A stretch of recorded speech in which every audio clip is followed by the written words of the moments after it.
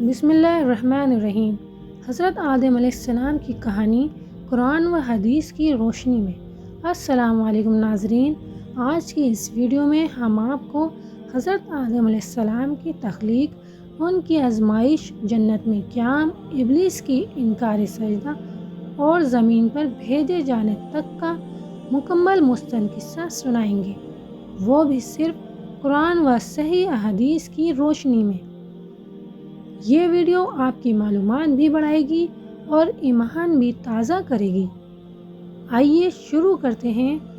جب اللہ نے آدم علیہ السلام کو خلیفہ بنانے کا اعلان کیا، قرآن میں اللہ تعالیٰ فرماتے ہیں، انی جاعل فی الارض خلیفہ، میں زمین میں ایک خلیفہ بنانے والا ہوں۔ فرشتوں نے عرض کی، کیا آپ اسے پیدا کریں گے جو زمین میں فساد کرے گا؟ اللہ نے فرمایا، میں وہ جانتا ہوں جو تم نہیں جانتے۔ قرآن کہتا ہے، اللہ نے آدم کو مٹی سے پیدا کیا، پھر اسے مٹی کو شکل دی، پھر اسے خشک بنایا، پھر اپنی خاص قدرت سے اس میں روح پھونکی۔ روح داخل ہوئی تو آدم علیہ السلام کا جسم حرکت کرنے لگا۔ انہوں نے چھینک لی اور کہا، الحمدللہ۔ اللہ نے جواب میں فرمایا، یا رحمک اللہ، یہ پہلا رحمان و رحیم کا تحفہ تھا جو انسان کو ملا۔ فرشتوں کو آدم کو سجدہ کرنے کا حکم ہوا۔ جب آدم علیہ السلام مکمل بن گئے تو اللہ نے فرشتوں سے کہا، آدم کو سجدہ کرو۔ تمام فرشتے سجدے میں گر گئے، لیکن ابلیس نے انکار کر دیا۔ اس نے کہا، میں آگ سے بنا ہوں اور وہ مٹی سے، میں اس سے بہتر ہوں۔ یہ پہلا غرور تھا، پہلی نافرمانی اور پہلا گناہ۔ تب اللہ نے فرمایا، اب تم جنت سے نکل جاؤ، تمہیں جنت سے نکال دیا گیا ہے۔ اللہ نے آدم اور ان کی زوجہ حوا کو جنت میں رہنے دیا۔ قرآن میں ہے، کھاؤ پیو زندگی گزارو، بس ایک درخت کے قریب نہ جانا۔ لیکن شیطان آدم علیہ السلام کے پاس آیا اور بولا، اگر تم دونوں یہ پھل کھا لو تو ہمیشہ جنت میں رہو گے، تم فرشتے بن جاؤ گے۔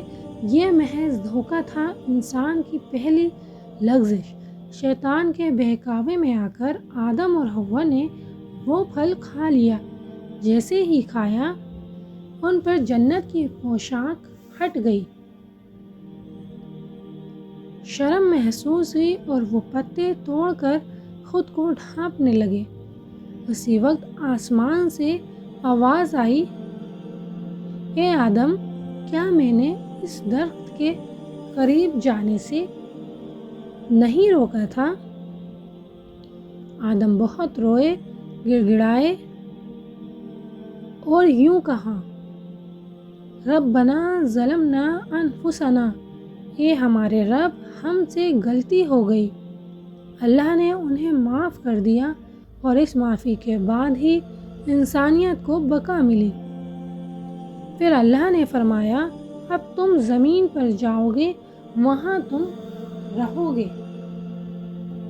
وہیں مرنا ہے اور وہیں سے دوبارہ اٹھائے جاؤ گے۔ یوں انسان کی زمینی زندگی شروع ہوئی۔ آدم علیہ السلام کو علم سکھایا گیا۔ قرآن میں ہے، اللہ نے آدم کو تمام چیزوں کے نام سکھا دیے۔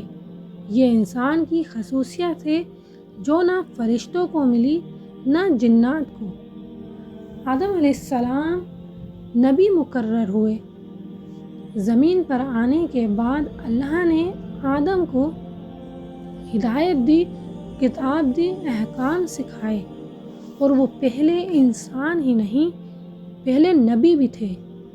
حضرت آدم علیہ السلام کا قصہ ہمیں یہ سکھاتا ہے، غرور انسان کو تباہ کر دیتا ہے۔ غلطی ہو جائے تو فوراً توبہ کرنی چاہیے۔ اللہ بہت مہربان ہے۔ دنیا آزمائش کی جگہ ہے، شیطان سے بچ کر رہنا ہے۔ اگر ہم آدم علیہ السلام کی توبہ جیسی توبہ کر لیں تو آج بھی اللہ ہمیں معاف فرما دیتا ہے۔ مزید اسلامی حقائق اور قرآن و حدیث کی روشنی میں واقعات کے لیے چینل کو سبسکرائب کرنا نہ بھولیں۔ ملتے ہیں نیکسٹ ویڈیو میں، تب تک کے لیے اللہ حافظ۔